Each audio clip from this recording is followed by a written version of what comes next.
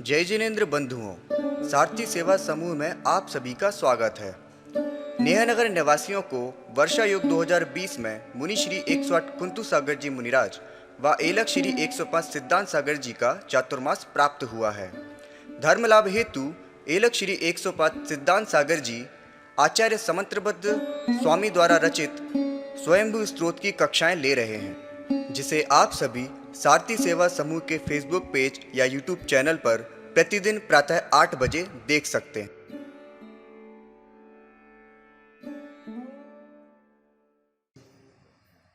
बोले पंच परमेष्टि भगवान की, आचार्य कुंदु गुरुदेव की, आचार्य गुरुवैश्य विद्यासागर महाराज की, मुनि श्री कुंदु सागर महाराज की।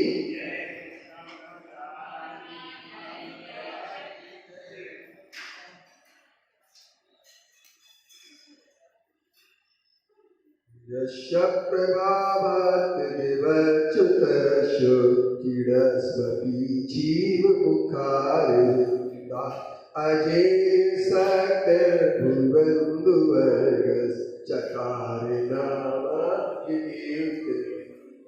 अध्यात्मियश्चाचितशाश्वतस् सतां प्रणेतु श्रुतिमङ्गलासं प्रकृतेनां परं पवित्रं स्वसिद्धिकामे जने लोके या कालुरासीत् प्रभुशक्ति भूमिका भव्यासयादि कलमुनिशान्ते महामुनिर्मुक्तिघनो मुक्तघनो देव यथार्विका विदयाय भास्वन् प्रणीतं प्रतिधर्मतीतं दिष्टं जनाय प्राप्त जयन्ति लोकं गङ्गामृतं च कल्पङ्कशीतं सब्रह्मनिष्ठा समेत सर्व विद्या विनर्वत् कषाय दोषाय लब्धात्मलक्षी रजितो जितात्मा चिदाश्रियं मे भगवान् विदत्तम्। बोलिए अजितनाथ भगवान की।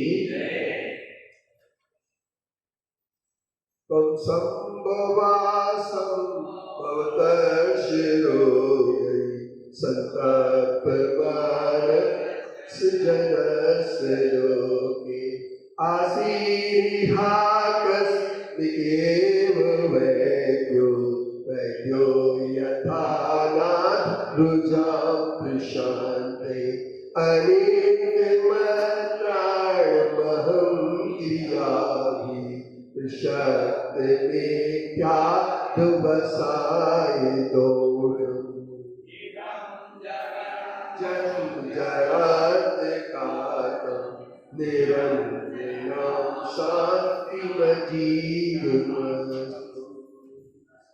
अब अगला है, ध्यान से सुनना। ये पढ़ाई आप लोग बहुत धीमी धीमी गति से आने लगे हैं, लगता है आप लोगों के शिथिला या तो समझ में नहीं आ रहा है स्वयं इसको, या फिर पढ़ना तो है परंतु सजगता से पढ़े, साथ में अपने बहुत अच्छा भाव बनाए, समय का ध्यान रखें। सतहृदोन्मेषो चलति शौख्यम कृष्णामयाप्या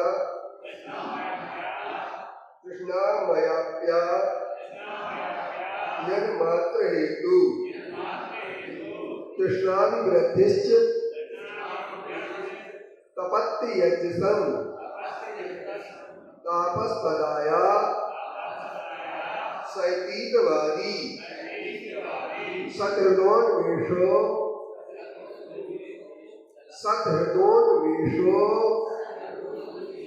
चलमि सौख्यम कृष्णामयाप्या यन्मात्र हेतु कृष्णाभिवृद्धिश्च तपत्ति यज्ञसं तापस्तदाया सैतीतवादी। अब अगली बंधश्च मोक्षश्च फलं च मुक्ते तयोश्च हेतु। बद्धश्च मुक्तश्च फलं च मुक्ते शाद्वादिनो नाथ तवैव युक्तं नैकांत दृष्टेस् त्वमतोऽसि शास्ता। बन्धश्च मोक्षश्च तयोश्च हेतु। बद्धश्च मुक्तश्च फलं च मुक्ते शाद्वादिनो नाथ तवैव युक्तं नैकांत दृष्टेस् त्वमतोऽसि शास्ता। बन्धश्च मोक्षश्च तयोश्च हेतु।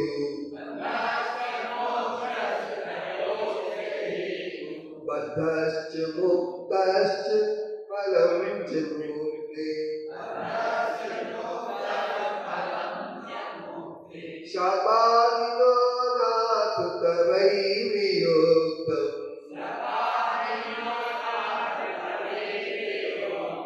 नैकांत दृष्टेस् त्वमतोऽसि शास्ता।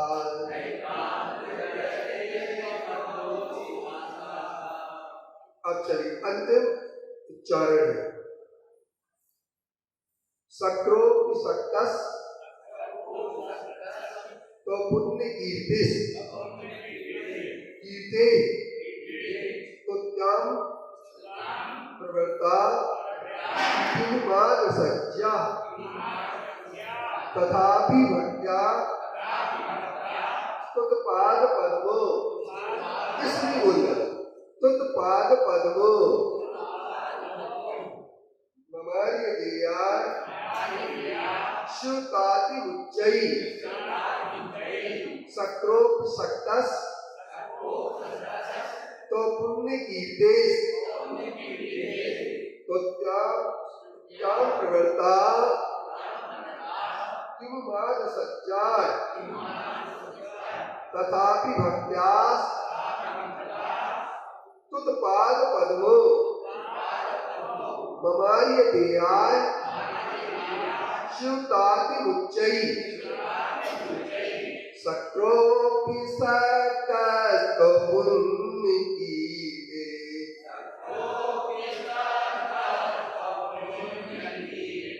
तुत्या प्रवृत्ता किमाद सज्जा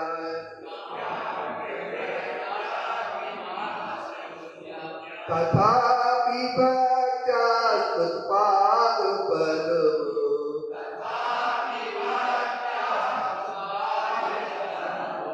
ममार्य देया श्रुताति उच्चै।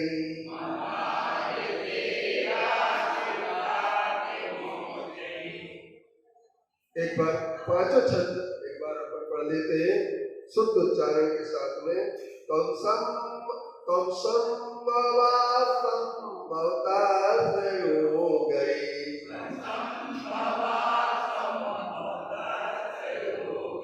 संताप मानस जनस लोके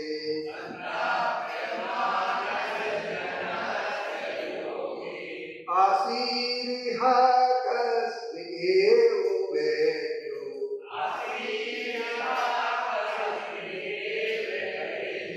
वैद्यो यथा नाथ रुजां प्रशान्ते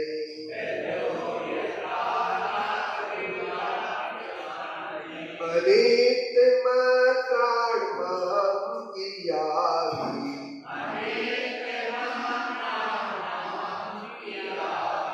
प्रसक्त मिथ्यात् वसाय दोषम् इदं जगज्जन्म जरान्तकार्तम्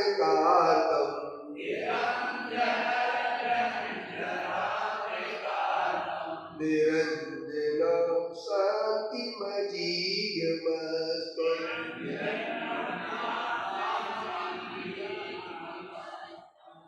Satatoyam Misho Chalam Misotyam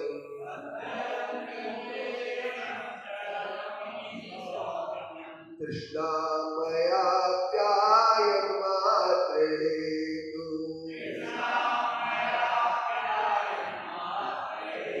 Krishna Vigrate Chittapatayachasam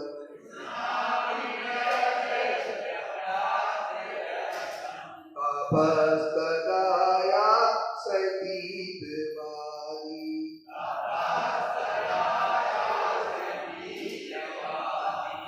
Bandhascha Mokshascha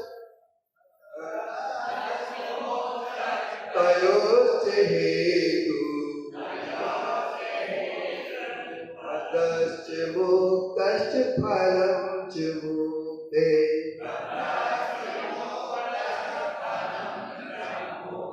Shatvarino Nath Tadaivyutam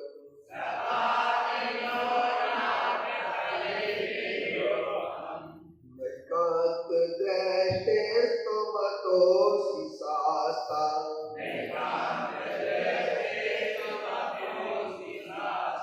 Sakropi Sakra Sakropi Sakta Stopunikitis Stopunikitis Tutyam Pravarta Kimad Sajjat Tathapi Bhaktastutpada Padam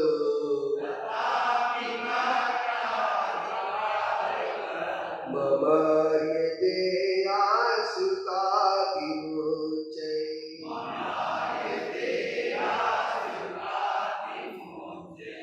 चलते हैं पर भगवान शंभुनाथ का ईश्वर कल हमने इस रूप में पढ़ा था कि संभव के दो शब्द प्रयोग किए गए, एक संभव और एक संभव। इस साव सा का अंतर है, तीन प्रकार के साव होते हैं। एक लड़का था अंकित चौधरी, वो इंटरव्यू देने गया, उससे सिर्फ उन्होंने एक ही बात पूछी, तीनों सा का अंतर बता दो। वो नहीं बता पाया, इंटरव्यू में फेल हो गया। आकर के मेरे से पूछा, इंदौर में थे हम, 10 अप्रैल की बात है 2010 की। बोले महाराज जी ये तीनों सा के अंतर बता दो। सका, सा, सा,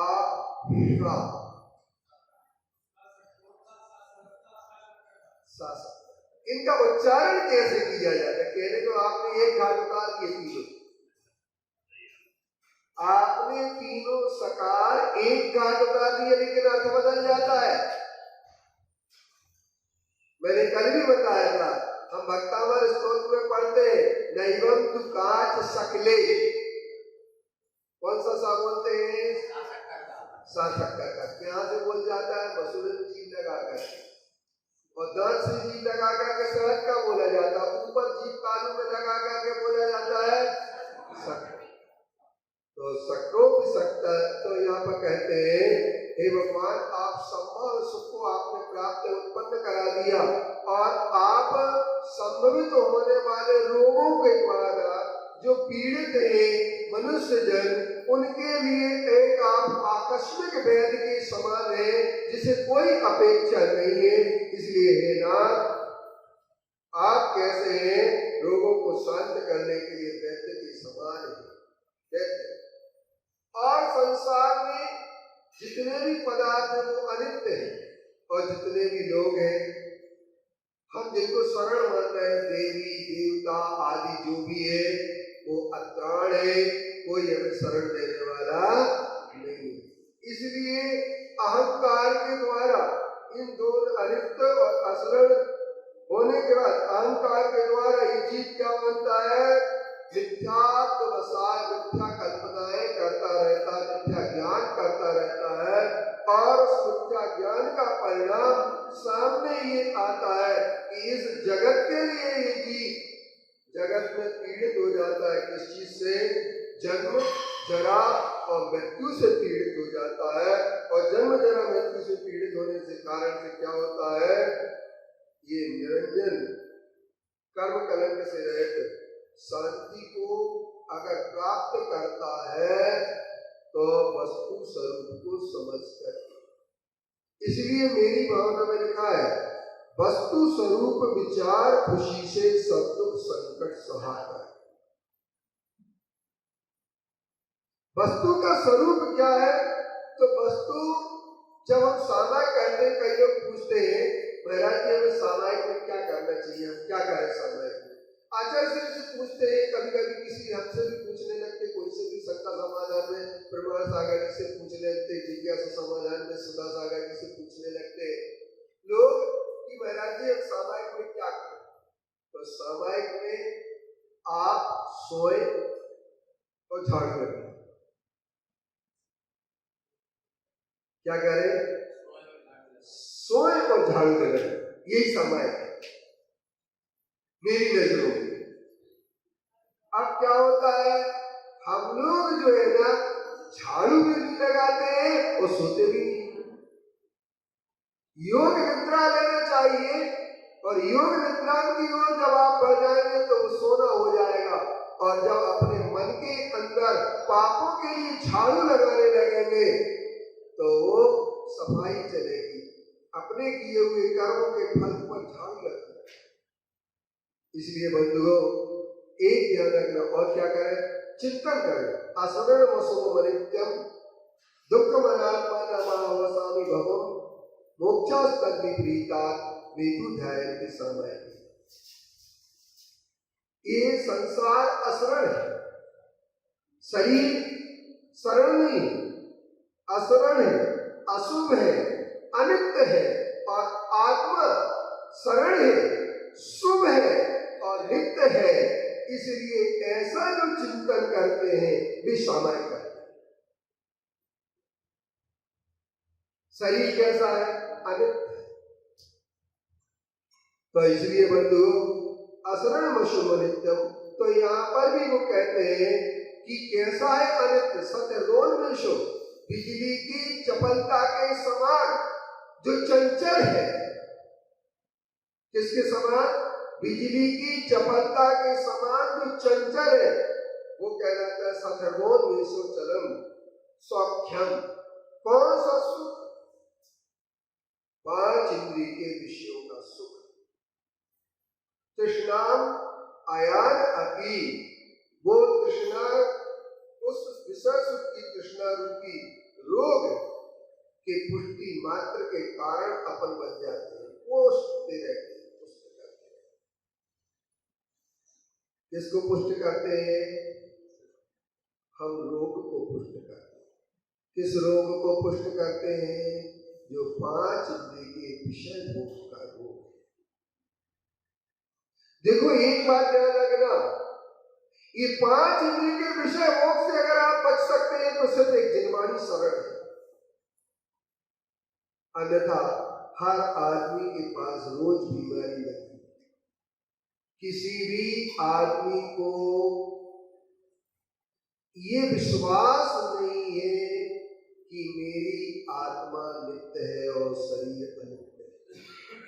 जितने भी भोगों को हम भोग रहे हैं, जितने भी हम भोगों को भोगते हैं, वे सारे के सारे भोग सामग्री एक क्षण की।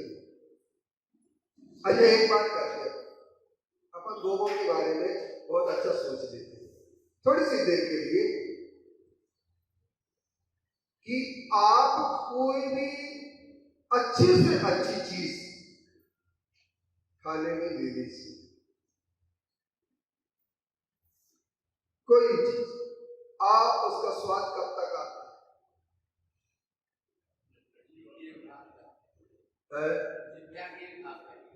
जिह्वा के अग्रभाग तक जब तक वो घूमती रहती है। अच्छा उस पर एक चीज रख भी दीजिए आप और घुमाए नहीं तो भी स्वाद नहीं आएगा। स्वाद कब आता है उसका? एक टॉफी लो, जीभ पर रख दो और बैठे रहो, स्वाद नहीं आएगा। हिलाना डुलाना नहीं उसको, स्वाद नहीं आएगा। स्वाद कब आता है? तो स्वाद जब आता है जब उसको हिलिंग डुलिंग करते। यानी इसका तात्पर्य ये हो गया कि 5 इंद्रिय के विषय क्षणभंगुर है, और जो 5 इंद्रिय के विषय क्षणभंगुर है वो कुछ क्षण के लिए ही रहने वाले हैं, और उनके वो बिजली की चपलता के समान, जैसे बिजली चंचल होती है इसी तरीके से ये 5 इंद्रिय के विषय चंचल होती है। और ये कितनी देर रहेंगे? और इनकी तृष्णा रूपी रोग मात्र तृष्णा को ही पुष्टि करता है। तृष्णाभिवृद्धि और तृष्णा की अभिवृद्धि निरंतर ताप को उत्पन्न करती है, क्योंकि आदमी तृष्णा एकमात्र नहीं होती है, इसके बाद विषय को और भी चाहता, और मिल जाए और मिल जाए, और मिल जाता है तो क्या करते हैं? और विषय अगर मिल जाता है तो क्या करते हैं? फिर तृष्णा बढ़ती है। जबकि इकोनॉमिक्स में ये बात आई है कि ह्रासमान तुष्टिगुण का नियम और एक सीमांत तुष्टिगुण का नियम है। इकोनॉमिक्स में 2 तुष्टिगुण के नियम उपभोक्ता के लिए होते हैं। उपभोक्ता जब किसी भी चीज को उपभोग करता है तो एक सीमा ऐसी आ जाती है जब वो क्या होता है? तुष्टि हो जाती है, और पहले जो खाता है उसमें जितनी उसे तुष्टि मिलती है उससे और कम हो जाती है। ह्रासमान तुष्टि को नियम होता है, जितना खाता जाता है उतनी तुष्टि, मगर ऐसा है नहीं। ये उन लोगों ने बताया जरूर है, लेकिन कोई भी कितना भी खा ले, इसके बाद अगर उसका पेट पूरा भी भर जाता है तो फिर वो कहता है रख लो, हम बाद में खाएंगे।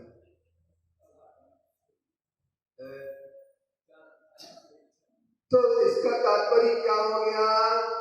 इसका तात्पर्य यह हो गया, आप लोग बहुत अच्छी तरीके से सुन लीजिए, समझ लीजिए कि जब तक तुम्हारे जीवन में ये प्राण है तब तक तुम्हें इन 5 इंद्रिय के विषयों के भोगने की तृष्णा कम होने वाली नहीं है, और तृष्णा से संताप पैदा होता है, और संताप जब पैदा हो जाता है तो क्या होता है? तो क्लेश पैदा हो जाता है। अब योगा बहुत सारे लोग करते हैं, योग की बात आती है ना, तो उन्होंने कहा रामदेव का योग करते हैं, इसका योग करते, उसका योग करते, एक ही जैसा। तो आज मेरी चर्चा चली, मैंने कहा योग का अर्थ क्या है? 2 चीजों को समाप्त करना है, क्लेश और क्रूरता, वो योग है। और क्लेश अगर समाप्त नहीं है, और क्लेश का मतलब क्या होता है? क्लेश माने तनाव, और तनाव माने जब तक आपका मन में तनाव रहेगा तब तक आप स्वस्थ हो नहीं सकते हैं। आप कितना योग कर लें, योग करने से क्या होने वाला? कुछ भी नहीं होने वाला है। तो इसीलिए योग क्या चीज है? पहले मन को स्वस्थ करो तो शरीर स्वस्थ होगा, आत्मा स्वस्थ जरूर होती है। तो हमारे यही कहा है, चंचल व्यक्ति योग नहीं कर सकता है। क्या नहीं कर सकता चंचल व्यक्ति? योग नहीं। तो योग की चीज क्या है? आत्मवत ध्यान हटे तो योग हो, अगर आत्मवत ध्यान नहीं हटे तो योग होने वाला नहीं है। तुम हाथ क्रिया जरूर कर सकते हो, 250 प्रकार की आसन लगा सकते हो, 50 प्रकार का प्राणायाम कर सकते हो, इसके उपरांत आप मुद्राएं लगा सकते हो, लेकिन इससे भी आपके शरीर में क्लेश ही बढ़ेगा, क्लेश घटने वाला नहीं। तो क्लेश कब घटेगा? तो आचार्यों का कहना है कि क्लेश जब घटेगा, क्लेश जब घटेगा जब आपके मन में तृष्णा समाप्त हो जाएगी, और 5 इंद्रिय के विषय भोग की तृष्णा जहां समाप्त हो जाती है वहां क्लेश घट जाता है, और जहां ईर्ष्या समाप्त हो जाती जाती है, वहीं पर शुद्धता आ जाती है मन में और वहीं पर धर्म होना शुरू हो जाता है। इसलिए इन्होंने कहा कि धर्म आप करते हैं, लेकिन धर्म आप कैसा करते हैं? धर्म करने के लिए आप जो है ना सिर्फ क्रिया करते हैं, गुणात्मकता नहीं आ पाती आपके पास। धर्म तो आप करते हैं और गुणात्मकता नहीं आ पाती। कारण क्या है कि 5 इंद्रिय के विषय भोगों से आप विरक्ति नहीं कर पाते। और 5 इंद्रिय के विषय भोग से विरक्ति कब होगी? जब आप उस सच को समझिए। सच क्या है? सच ये है कि जो 5 इंद्रिय के विषय भोग हैं वो कैसे हैं? बिजली की चंचल। और ताल मिले नदी के जल में, जरा ध्यान से सुनना। और ताल मिले नदी के जल में, नदी मिले सागर में, सागर मिले वो कौन से जल में, कोई जाने ना। रे ताल मिले नदी के जल में। ओहरा जानते? ओहरा क्या होता है? नाला नदी में मिल गया। नदी किस में मिल गई? समुद्र में। और समुद्र किस में जाके मिला? इस बात के लिए कोई नहीं जानता है। इस बात के लिए जो जान लेता है, इस चक्र को जो समझ लेता है, वह निश्चित तौर पर अपने जीवन के लिए तृष्णा से ऊपर उठा देता है। अब हमारे सामने एक बात आती है, वितृष्णाएं बहुत बढ़ती चली जाती है। आदमी को फुर्सत नहीं है। किस बात से फुर्सत? पेट के लिए नहीं करना है। बहुत सारे लोग हैं महाराज जी पेट के लिए तो कुछ कर नहीं पाए, आप भूल गए। पेट के लिए इतनी जरूरत ही नहीं है।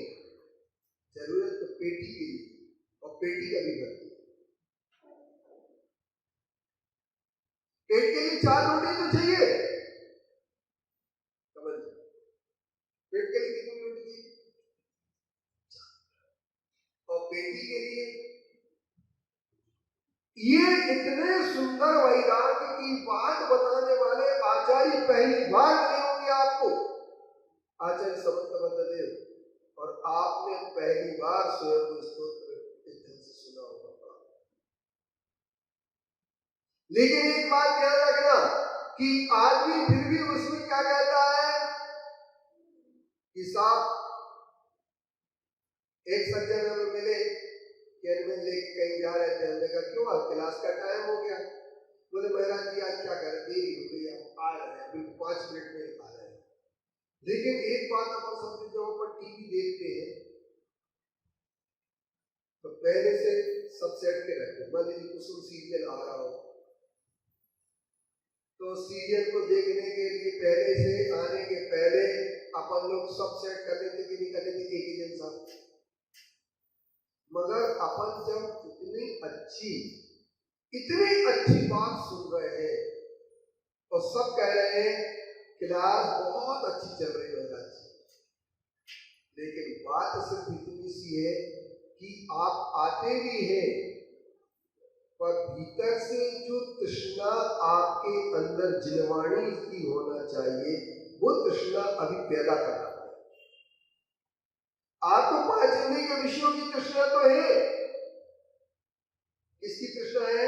5 इंद्रिय के विषयों की आपके अंदर तृष्णा है, लेकिन जिनवाणी की तृष्णा। इसलिए उन्होंने कहा है, जब आचार्य समंत भद्रदेव ने रोज उपवास करते हैं, व्रत करते हैं, तो क्या करना चाहिए? उन्होंने कहा धर्मामृतम सतृष्णा श्रवणाभ्यम पवितेत पायेन ज्ञान ध्यान परुवा बहुतु वसंत। वो कहते हैं कि जिनवाणी का श्रवण, दोनों कानों रूप से जिनवाणी का अमृत पान करें। सतृष्णा, सतृष्णा माने प्यास होगी तो पानी का उपयोग होता है, प्यासे के लिए। जिसके अंदर प्यास नहीं है उसे पानी का कोई उपयोग नहीं। इसलिए बंधुओं, एक ध्यान रखना, एक बात का विचार कर लेना कि आपके अंदर प्यास होना चाहिए। क्या होना चाहिए? प्यास। तो प्यास जब होगी तो क्या होगा?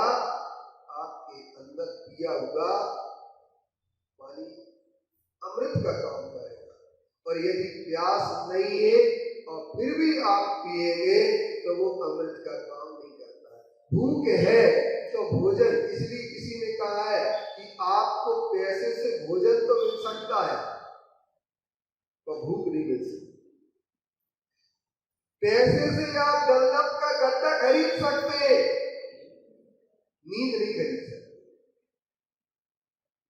समझ गलत कह रहे हैं। पैसे से आप पानी तो ले सकते हो, प्यास नहीं ले सकते। पैसे से आप जो है ना अच्छा महल बना सकते हैं, लेकिन रहने वाले को पैसे से नहीं रोक सकते। पैसे से आप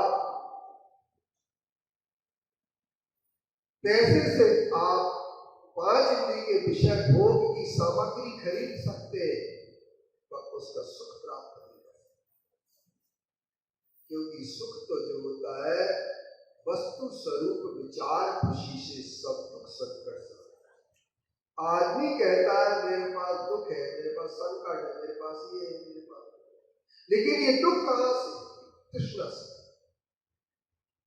और हर आदमी के पास तृष्णा विद्यमान है, इसलिए ईर्षा है, मुझे अधिक मिल जाए, किसी को मिले या ना मिले, इसी लालसा में, इसी लोभ में आदमी विष्णु की ओर बढ़ जाता है।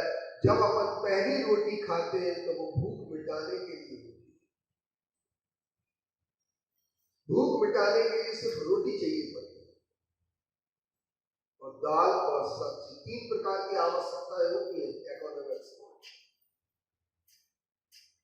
एक आवश्यकता होती है अनिवार्य, दूसरी आरामदायी और तीसरी विलासदायी।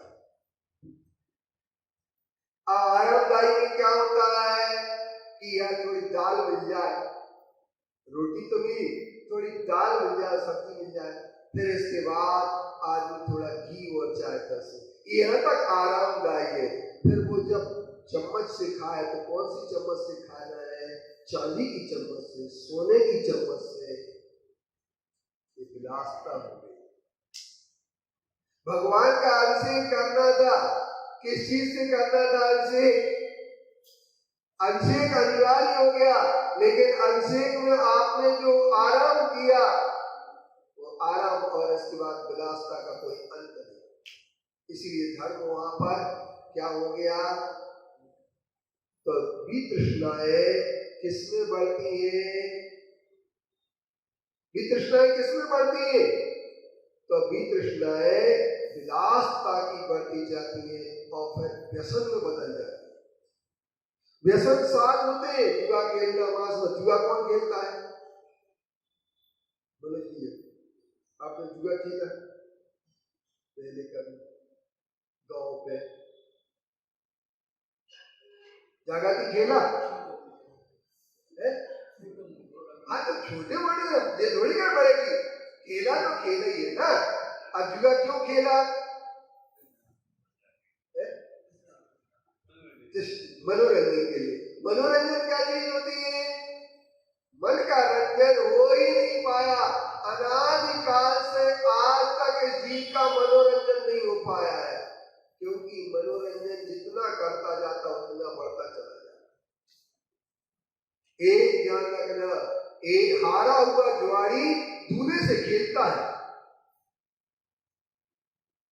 हारा हुआ जुआरी दूल्हे से खेलता है। और एक बात और बताओ, तृष्णा उसकी बढ़ती बढ़ती बढ़ती चली जाती है, घटती नहीं। और जितनी तृष्णा बढ़ती चली जाती है वो बढ़ती चली जाएगी। एक बार एक कहानी मुझे याद आ रही है। एक लकड़हारा था, वह राजभवन के सामने रहता था। रानी उसे देखती थी, वो दिन में दोपहर में खर्राटे लेकर के सोता था। रानी एक दिन अपने राजा से बोलती है, क्या है आपने इतना सब वैभव है, सब कुछ है, आपको नींद ही नहीं आती, ना दिन में आती ना रात में आती, और वो देखो सामने लकड़ आ रहा है, लकड़ी काट के आता है और खर्रा के लेकर के सोता है। उन्होंने कोई बात नहीं, इसकी भी नींद चली जाएगी। कैसे चली जाएगी? तो अब उन्होंने अपने मंत्री से कहा, मंत्री जो सामने राजभवन के लकड़ आ रहा रहता पीछे, उसके घर में इतनी धन डाल, तो एक काम करना है। तो उन्होंने काम करा दिया। क्या काम करा दिया? लकड़हारे के घर में उन्होंने लकड़हारे के घर में डाल दिए क्या? 1 सिक्कों की थैली। आया, उसने देखा थैली एक लाल पड़ी है और ऊपर देखा और एक छप्पर फाड़ करके दिया है किसी ने। तो छप्पर फाड़ के दिया है तो उसने गिनना शुरू किया, 1 2 3 4 5 6 7 8 9 10, और गिनता गया गिनता गया गिनता गया गिनता गया, गिनती 99 पे जाके अटक गई। कितने पे अटक गई? उसने एक एक खोल करके देखा, अलग अलग करके देखा, लेकिन 99 से 100 नहीं हुए। उसने कहा आपको 100 पूरे करना है, और उसने फिर एक बैलगाड़ी ली और बैलगाड़ी से लकड़ियां काटना शुरू कर दिया, और वह दिन भर लकड़ियां काटता और रात में भी उठ करके चला जाता। बहुत दिन हो गए, तब रानी से पूछा राजा ने, क्यों लकड़हारा सो रहा है कि नहीं सो रहा है? बोले अब तो नहीं दिखता है। इसका मतलब क्या हो गया? इसी का नाम है 99 का फेरा। और 99 का ये जो फेर फंस जाता है, ये फंस जाता है, तृष्णा बढ़ जाती। इसी तरीके से आदमी आज जो भी खाता है, 5 इंद्रिय के भोगों को जितना भी भोगता चला जाता, ये भोगों की भी तृष्णा समाप्त नहीं। इसलिए आचार्यों ने कहा है कि इन 5 इंद्रिय के विषयों में आप उलझे नहीं। स्वयंभू स्तोत्र में संभवनाथ भगवान का ये तीसरा श्लोक, तीसरा छंद खूब अच्छी तरीके से पढ़ लेना। सखनोन्मेषो चलम ईश्वभ्यम तृष्णा मयाप्यायन मात्र हेतु तृष्णा विवृत्ति चित्तपत्येजसम तापस तदया संगीतवादी। आपका समय हो गया। देखो